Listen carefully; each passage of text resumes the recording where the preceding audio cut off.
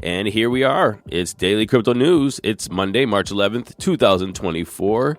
And we're waking up to $71,000 Bitcoin. Now, the price has been moving so drastically that at the time of this recording, I have no clue what it might be. But we're going to talk about when I actually wrote this script or my show notes for today.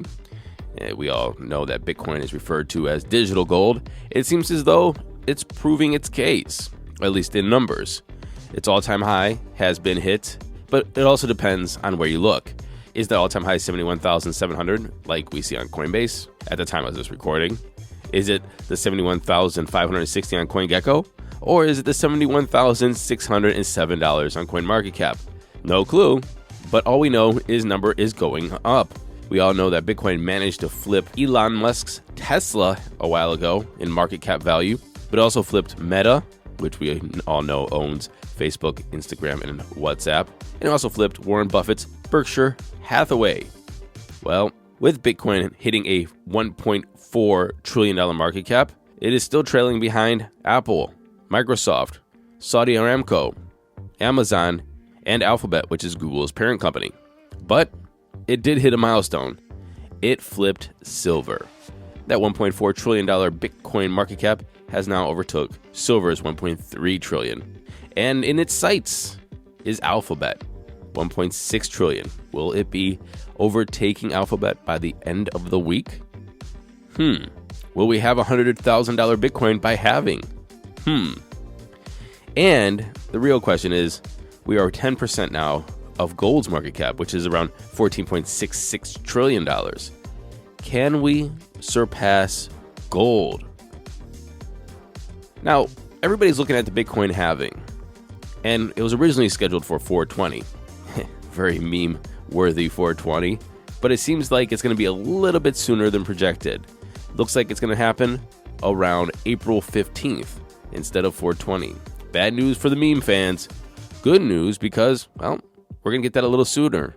The halving is scheduled to occur on block height 840,000. We are currently at 834,194. Or give or take, because, a block every 10 minutes. So, we already had a couple blocks as of recording this. But it's not just Bitcoin that's number going up.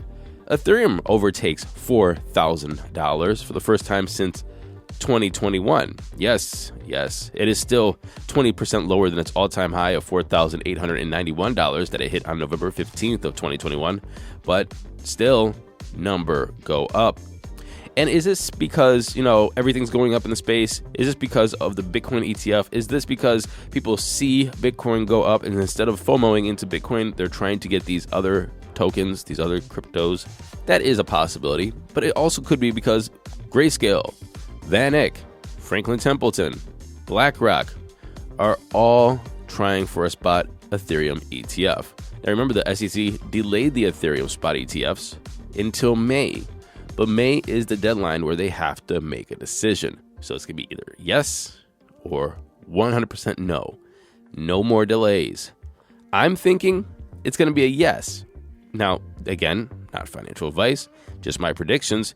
It would be very hard for them to say that Ethereum is not going to get an ETF if they get Bitcoin get an ETF, unless they classify Ethereum as a security. And therefore, the Ethereum Foundation will have to register with the SEC as a security, and the process will be different. But if they keep it as is, and they don't make any statements about it being a security or not, and treat it as a commodity, then I wouldn't see why they wouldn't have an Ethereum ETF. And if they have an Ethereum ETF, again, which one's the next ones? For example, why don't they have a Litecoin ETF? I think that would have been the common sense next one. Hey, we got Bitcoin, get Litecoin. It seems like a pretty no-brainer. But maybe the Ethereum is the best one because one is the number 2 in market cap by far. And also, maybe that's going to set precedent for a lot of other tokens. And if you get an Ethereum ETF, then you're really going to have no argument to deny a Litecoin ETF or Cardano ETF. Or maybe, and this is going to really get Gary's goat, maybe an XRP ETF? Well, we know these Bitcoin ETFs have nearly hit $15 billion of asset under management. The newborn 9 will soon overtake the Grayscale Bitcoin Trust in Bitcoin holdings. What are the newborn 9? What is the new 9? It refers to the 11 spot Bitcoin ETFs that were approved minus Grayscale and Hashdex, because Hashdex, even though they were approved, they are not currently trading a spot Bitcoin ETF. And a lot of people are looking at this and going, Bitcoin is now getting more and more centralized. I mean, $50 billion of assets under management, that's 50 billion Bitcoin. However, I'm going to push back a little bit. First of all, everybody can still buy some sats. Still stack sats. Number goes up, the less sats you're going to get for the fiat that you're going to be paying for those sats. That's called the Bitcoin inflation. And so everybody who's been hanging out with Bitcoin for the past 15 years, some people got real cheap sats and they've been stacking them. But at the end of the day, we're going to be fighting over table scraps. All of these new companies, all of these ETFs, all of these banks, they're not fighting for the 1 million Bitcoin that Satoshi has in his wallet that might never move. And if they do, the earth is definitely going to move. But they're fighting over these newly mined Bitcoin, because I can promise you that the people who've been stacking sats for years, they're not going to give up their Bitcoin that easily. They're going to be hodling. And so these newly minted blocks, these newly minted Bitcoin, that is what's putting the squeeze on what is actually going to be driving up the price. Not that it's becoming so centralized, but it's because the supply is so much lower than the demand. Moving off of the morning hype of Bitcoin going moon, yes, this is the moon. There is further than the moon, Mars and beyond. But in other news, after spending around $10 million in a successful effort to defeat Democratic U.S. Senate candidate Katie Porter in California earlier this week, and I'm going to push back on that in a little bit, the Fair Shake PAC will focus its next efforts in this election cycle on 4 Senate races in Ohio, Montana, Maryland, and Michigan. And this is according to Fair Shake spokesperson Josh Vlatso. And my comment is, they said after spending $10 million on a successful effort to defeat Democratic U.S. candidate Katie Porter, however, there was a lot of factors in there. Yes, they put money into it, but that is definitely not the only factor. And I don't know if that's a successful effort. I mean, she was successfully defeated, but I don't know if it's because of the effort they put in the $10 million. That's yet to be seen. But anyway, it looks like they're going to spend on ads in Ohio and Montana's U.S. Senate general elections. And they're going to be in the Democratic primaries in Maryland and Michigan. So Ohio and Montana are both home to vulnerable Democratic senators up for re-election. And Donald Trump carried both states. Both senators have previously made comments critical of crypto. Ohio Senator Sherrod Brown floated a nationwide crypto ban in December 2022. That is a very unpopular opinion, and even more unpopular now. Meanwhile, Montana's Senator Jon Tester said there's no reason why crypto exists. Another very unpopular opinion.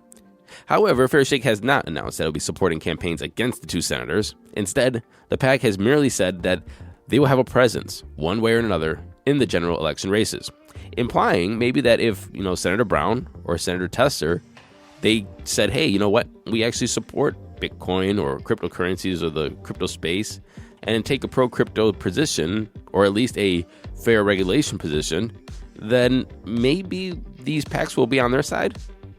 I mean, remember, they're both incumbents, so if they just change their positions, then maybe Fair Shake will come in on their side. But will they? Not too sure. In Michigan, Fair Shake will also wade into the August Democratic Senate primary, where Congresswoman Elisa Slotkin is leading the race. Slotkin hasn't said much publicly about crypto, except that politicians must disclose their crypto trades, and she's facing off against multiple Democratic competitors, including the actor Hill Harper, who previously launched an app designed to encourage people of color to get into crypto. Looks like Fair Shake is probably going to support Hill Harper. Not too sure, though. We'll see. And in Maryland's May Democratic primary, David Throne, co-founder of alcohol retail giant Total Wine, will face off against Angela Ashbrooks, a local politician. Neither candidate mentions crypto on their campaign website or appears to have made public statements on the subject in the past. But apparently they see something that we don't, because they said, hey, you know what, we're going to get involved there. We'll see how they get involved. The fact is, this is a lot of money in politics. A lot of money in politics. I can't say that I agree with the PACs. I can't say I agree with the way that these races are playing out with, basically, if we are a single issue voter and we have a lot of money, we are going to just attack different candidates.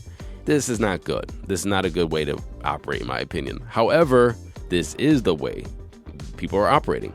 Citizens United made this an acceptable practice. So do I blame Fairshake for doing this? No. Do I blame Coinbase and all these other crypto bros getting together and making a pack and putting money into races that boost their interests and their companies? No.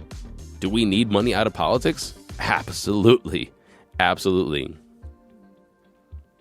There is a new bill signed into law in Wyoming, by the way, that would give decentralized autonomous organizations, or DAOs, legal standing within the crypto-friendly state. The bill is dubbed the Wyoming Decentralized Unincorporated Nonprofit Association Act. That's a mouthful.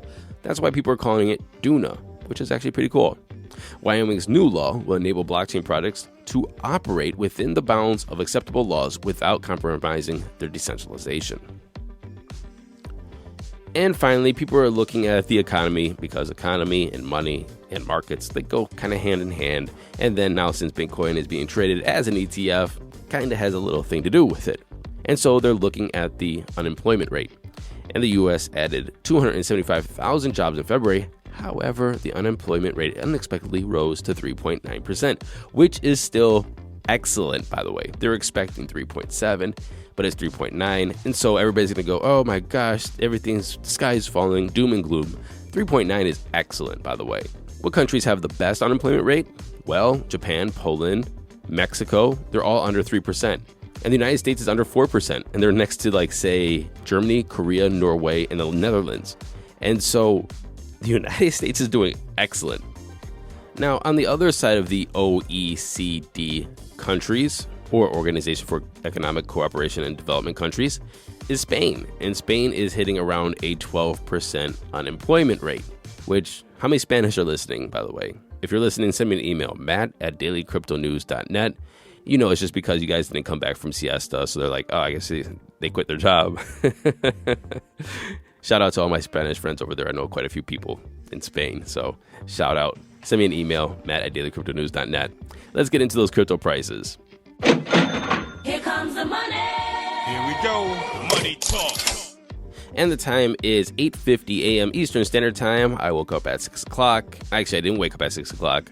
I woke up to use the bathroom, checked my phone. It was 6 a.m. And I was like, I just want to check the Bitcoin price. And Bitcoin was at $71,600. And I was like, okay, well, it looks like I'm scrolling on Twitter now and checking Reddit and figuring out what the hell happened overnight. I'm up now. So fear of greed is at 89. We are obviously extremely greedy.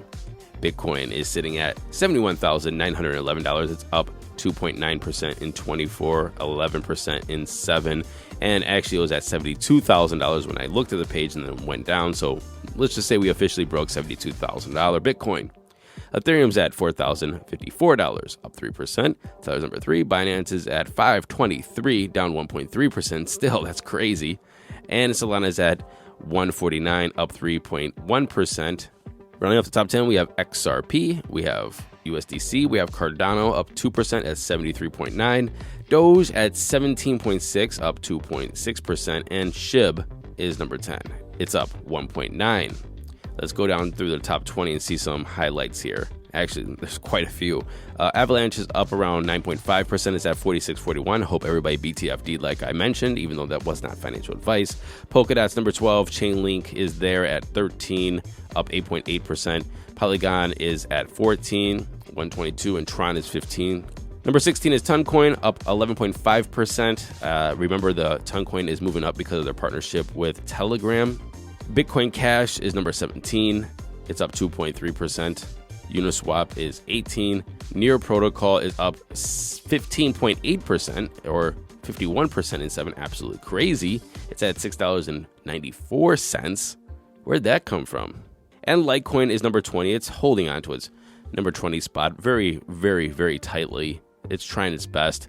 It's at $95.72, up 8.7% in 24. The total market cap is up 3%. It's at $2.7 trillion. Bitcoin dominance is 52.2 and an ETH dominance of 18%. That's our show today. A little longer than I thought it was going to be, but here we are. And until tomorrow, happy hodling, everyone.